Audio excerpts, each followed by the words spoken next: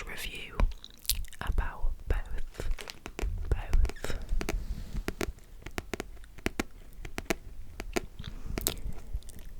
I will start the video by saying that I am not an expert.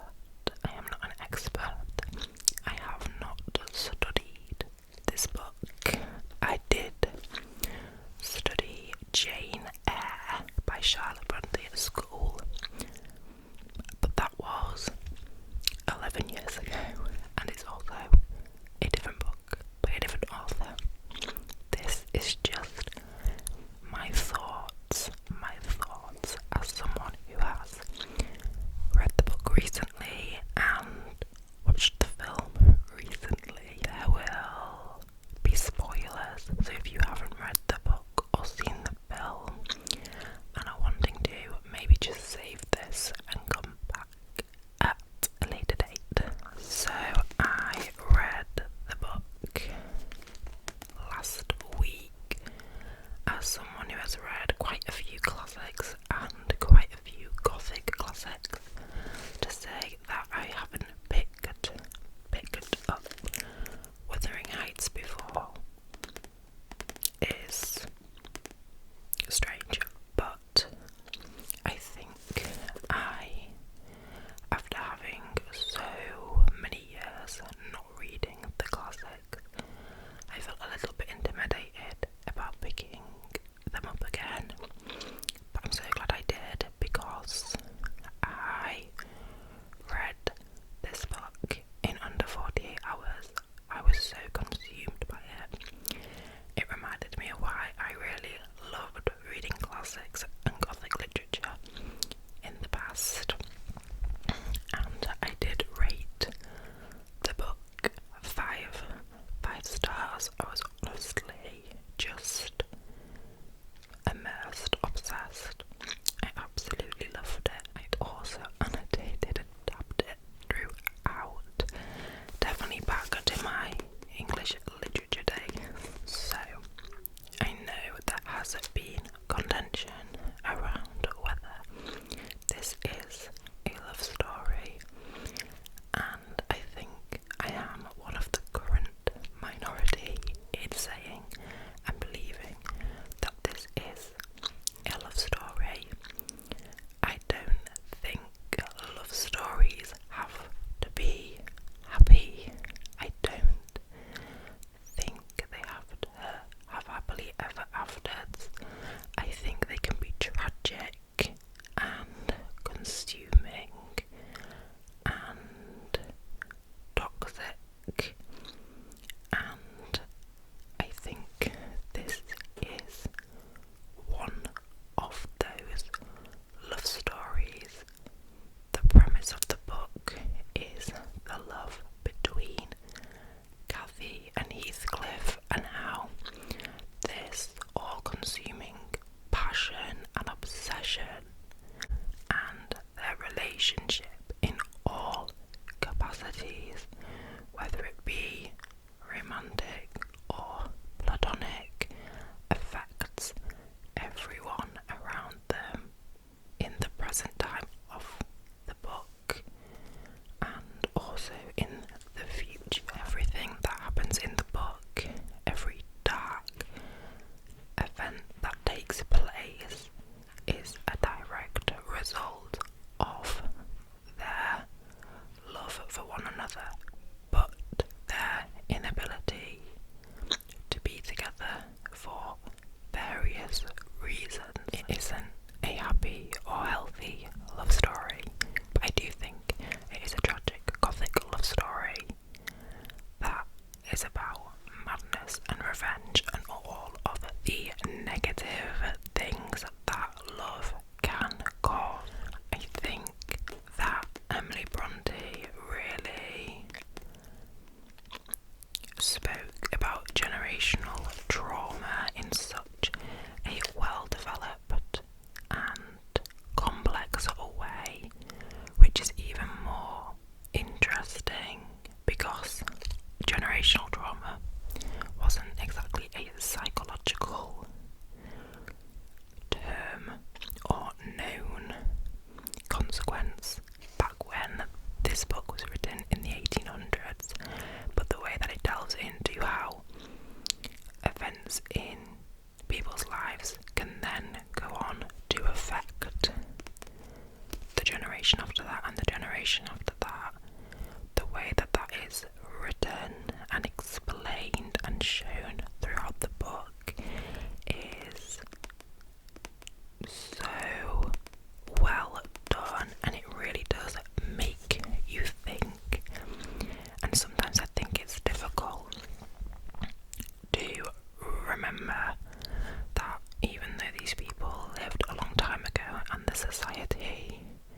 and the expectations of people were so different back then.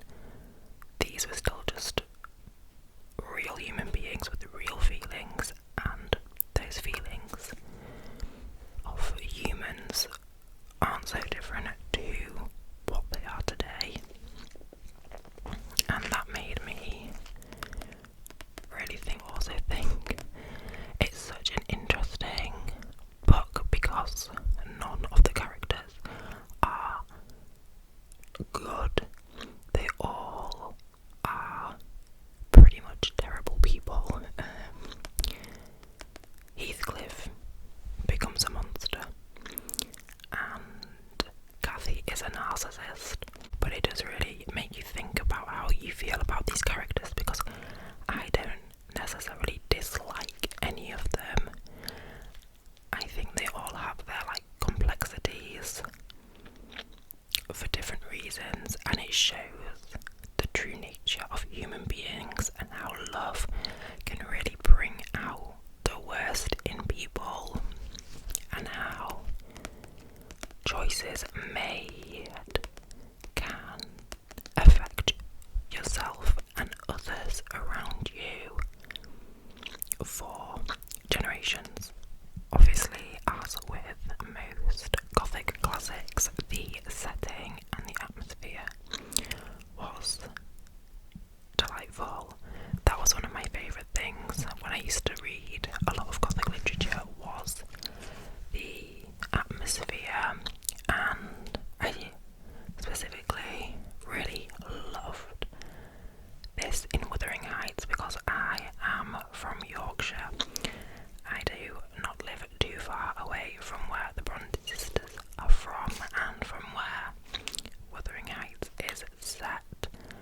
You can't tell when I am doing ASMR because I over-pronunciate my words, but in my day-to-day life, when I'm not whispering, I do have a Yorkshire accent. Not quite as strong as West Yorkshire, where they grew up, but I do live near the moors, and my nana and grandpa lived on the moors, so I spent a lot of time growing up in the Yorkshire moors. So I think it was maybe easier for me to immerse myself in that location and the atmosphere because I am used to it. That's part of my own personal history, which I really loved. I know some people find Wuthering Heights difficult, the language, but I genuinely didn't. I actually think I found Jane Eyre harder to read. I'm not too sure why, but I didn't really struggle with Wuthering Heights, and I really loved the environment and the atmosphere and all those Gothic elements in the setting.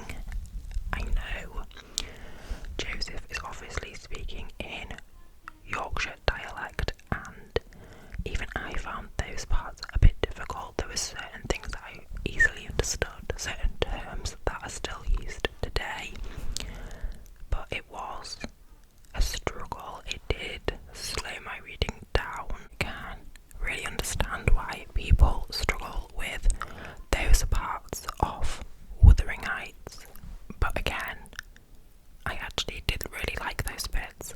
My grandpa used to write my nana poetry in Yorkshire dialect, so again, it kind of just immersed me in my own personal history, and I really enjoyed that.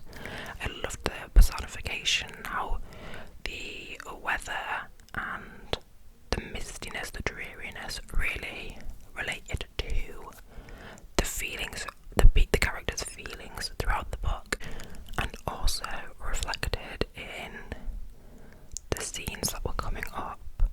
I think I just love that part of Gothic literature so much. So loved that. So book-wise, I gave it 5 stars, like I've already said. It honestly is one of my favourite books of all finished it, I was like, I loved that. I loved its complexities. I loved that it wasn't a happy ending love story. I loved all the topics it explored, and I loved how it was so different to how I expected or thought it was going to be. And genuinely, I have not stopped thinking about it since I finished reading it. The ending of the book, I think one of my favourite endings ever. Just the scene of Heathcliff and Cathy being seen as, well, alluded to being seen as ghosts on the moors together, reunited after, decades apart, after being separated by death, and then they are together at the end on the moors. I really, really loved that ending. And also, her being buried in between Linton and Heathcliff, with Heathcliff being buried next to her. I really, really loved the ending. I loved the way it made me feel. I loved what it made, like, all the thoughts and feelings that it induced in me. I thought it was perfect. I loved it. Now, I work in a cinema, so I have been watching the trailer for Wuthering Heights for months and months now, literally since last year, and I was so excited for it. Initially, after finishing the book and based on the trailer, I was like a strong defender of the film, or a strong defender of what the film could be. I thought, based on the trailer, I thought that the dramatics in the book and the passion in the book was really well visualised in the set and the costumes. I thought that was going to be personified in, those feelings were going to be personified in the set and the costumes. I loved how Lyndon's estate was all completely blood red. Obviously in the book there is the descriptions about it being very crimson, and I thought that was kind of the homage to that, obviously in a more modern concept. So I was excited to see how that was brought to life. It was clear that there was going to be a lot of lust, there was going to be a lot of sex and intimacy, and for me, I thought this is going to be kind of an interpretation of what's between the lines, what doesn't happen on page, but what could be interpreted in certain scenes, such as when Heathcliff comes back in the book and Cassie goes outside to see him. We don't then get anything about what happened outside, which just then goes to her running back inside saying that Heathcliff has returned, and I thought the scenes in the film were basically going to be what happened in, like, those parts of the book, what's not actually, like, written down. And I said that I do think those scenarios can be interpreted in a more lustful way, if you are thinking about it in kind of the modern world. I don't think that's necessarily like completely made up and out of the blue. Did that happen in the book? No. Did Emily Bronte think that was, or alluding to that happening? No. But I don't think it's beyond the realms of imagination. So I was open to that completely. I like modern versions of classic plays or books, 1996 Romeo and Juliet by Baz Luhrmann. I loved that. I thought that was so clever, so well made. Did Romeo and Juliet have guns and were in gangs? No. But it was such a fantastic film, and I really like creativity, and I am very open to modern interpretations of classics. So I was definitely kind of on the more excited side of the new film, and I was very open to Emerald Fennell's vision from the trailers. I also think it being quoted as being inspired by the greatest love story of all time, I had no problem with that, because I think maybe people misinterpreted the word greatest as happiest, when in fact greatest can mean all-consuming. It can mean, of great magnitude. It doesn't necessarily have to mean that it's a great thing.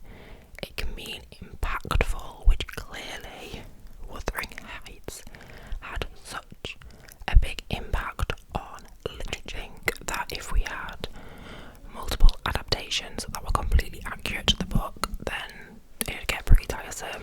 Moving on to the actual film, I saw it today. I was at the first showing at my local cinema where I work. Even from the trailer, one thing that obviously was an issue was the portrayal, the characters' portrayals. Heathcliff throughout the book is described as darker skinned, a gypsy, described to perhaps be from the Americas or India or China, and obviously Jacob Elordi is none of those things, and Heathcliff's race is so paramount and pivotal to the way that he is treated in the book. Now, most adaptations do not portray Heathcliff like this, so it is a ongoing issue, but I think in 2026 it is strange that this is continued, and I think a lot of people would be more open to the concept of this more erotic version, adaptation, inspiration of Wuthering Heights if Heathcliff was cast appropriately. And a lot of his story doesn't really make sense if you take out his race. So, even from the trailer, that was an issue. Kathy is obviously nothing as her appearance is described in the book. In the book, she has dark hair. In the film, it's Margot Robbie, which I can see how Emerald Fennell, when she says that she was reading it as a 14-year-old, and this is how she imagined the characters, I can understand that with a blonde Kathy. With Emerald Fennell being blonde, I think maybe she was imagining herself or someone who looked like her. But even so, I think as an adult, when you're adapting a film, put aside some of the things that you maybe first imagined as a 14-year-old imagining the book, because you are a filmmaker after all, so you are going to have to make changes to those things. And I think maybe the representation of some of those characters should have been some of that, because I don't think as a 14-year-old you were imagining them fucking in so many different ways, positions. That has clearly come as an adult, or those things have clearly come as an adult, so I don't think giving that excuse of, oh, this is how I imagined it when I was 14, I don't think that is a good justification, because things have been added which were clearly adult decisions, like adult Emerald Fennell decisions,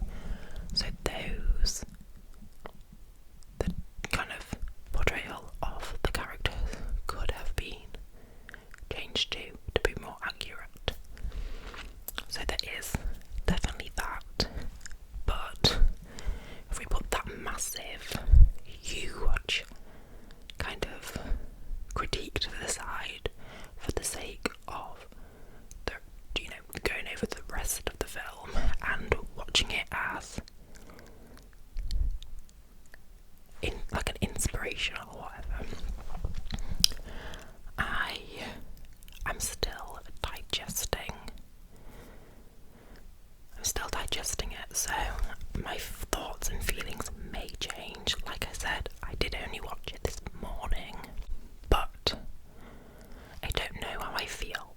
There's some parts that I enjoyed, and there's some parts that I hated.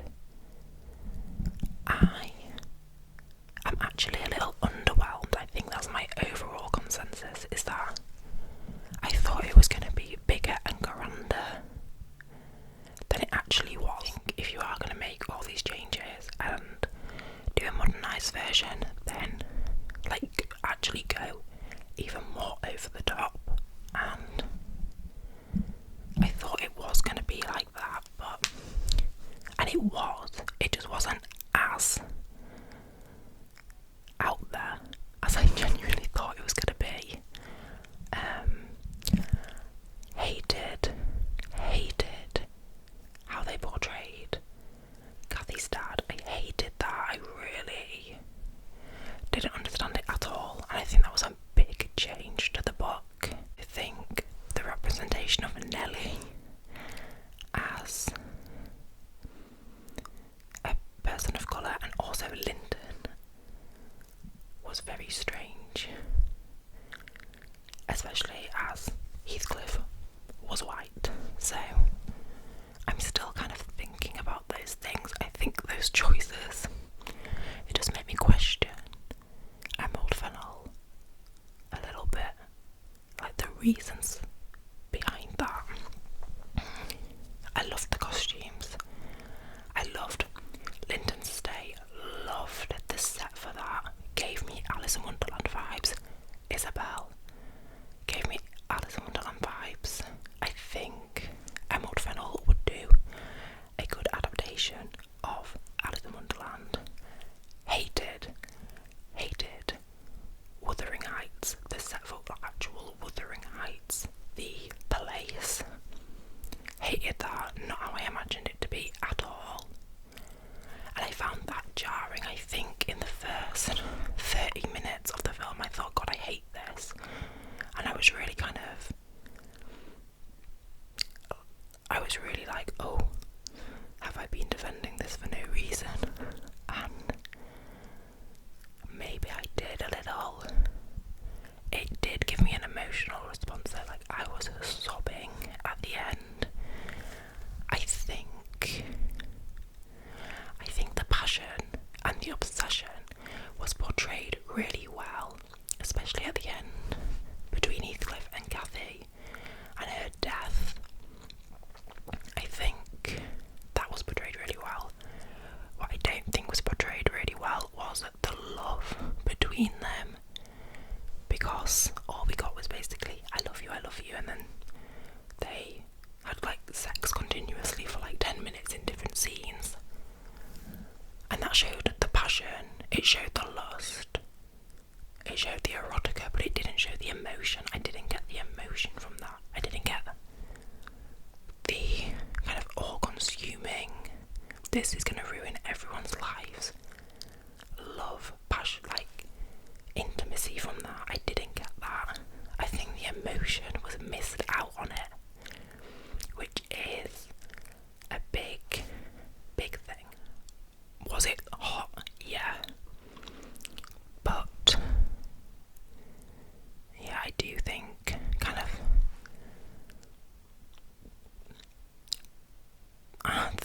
the intimacy between the characters on an emotional level, I don't think that was portrayed very well. So I'm not too sure about that. Saying that, I sobbed at the end, and it was more of a response to the book that I was sobbing at, knowing how these characters weren't going to be together and they were separated by death. I think I was sobbing at the representation of that, and I think that bit was done well.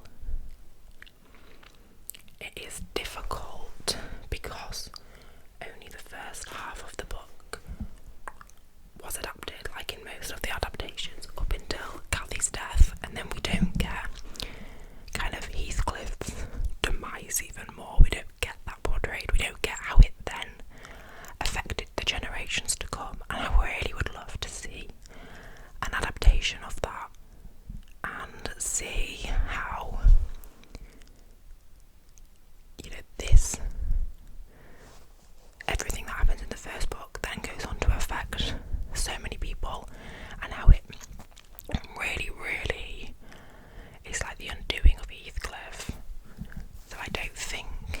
even though in the film Heathcliff's treatment of Isabella is shown to be like his character is shown in that treatment, I don't think it's shown in such a way that really kind of does justice to Heathcliff's character in the book and how mad and how much he's obsessed with revenge is shown and portrayed in the book. So it's kind of difficult. I thought Jacob Elordi's Yorkshire accent was pretty good. So I did like that bit. Margot Robbie's Queen's English, questionable. I think kind of that juxtaposition of the Queen's English for Cathy against Heathcliff's kind of more Yorkshire accent, I think that was done in the film to kind of show the class difference of the characters. In the book, Cathy would probably have a Yorkshire accent, but I guess for watchers of the film that aren't kind of used to or know about different dialects throughout the UK, I think that was probably done to kind of show that in a easier way to understand. So it definitely was an adaptation because there was things, not even the fact that there was kind of these scenes that were like what could have happened between the lines, but there were scenes that were actually just changed, characters that were just changed, not in the sense of, you know, them being called different things or made up, but their characteristics or personalities or effects on people being completely different, such as Cathy's dad, such as Joseph. You know, characters were completely missed out. Where was Cathy's brother? But yeah, so I think it definitely was an adaptation. I can see how it says that it's inspired by Wuthering Heights because it's loosely the story, but I'm unsure. I think film-wise, I don't know, like I can't even give it a rating yet. I loved the soundtrack, thought that was great. The opening music, I will literally have on repeat. It's so eerie and disturbing, but such a good like song and soundtrack. So really, really loved that. I thought that was really, really great. And I actually do think that Charlie XCX was a good choice for the film and the concept of the film. So I was very happy with the music and the soundtrack. I do think that Margot Robbie did do a good job at portraying kind of the pettiness and the narcissism and the childishness of Cathy, and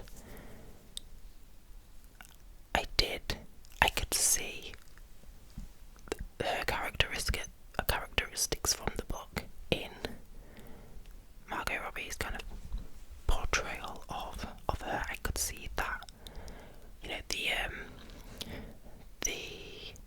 dynamic between the two when they're being petty and they're trying to hurt one another. I could see that, and I think Margot Robbie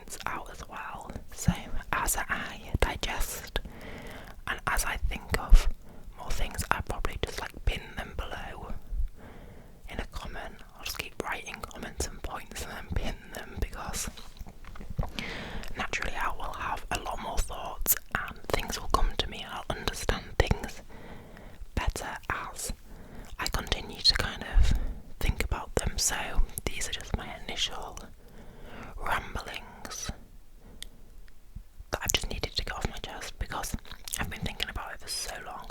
So as you can see, I've got a blanket on now, getting pretty tired, but I really would love to know everyone else's thoughts on the book and the film. And do you agree with some of the things I've said? Do you completely disagree? I might change my mind completely on everything, who knows, but for now I will leave you be. Thank you for joining me, and I will see you in my next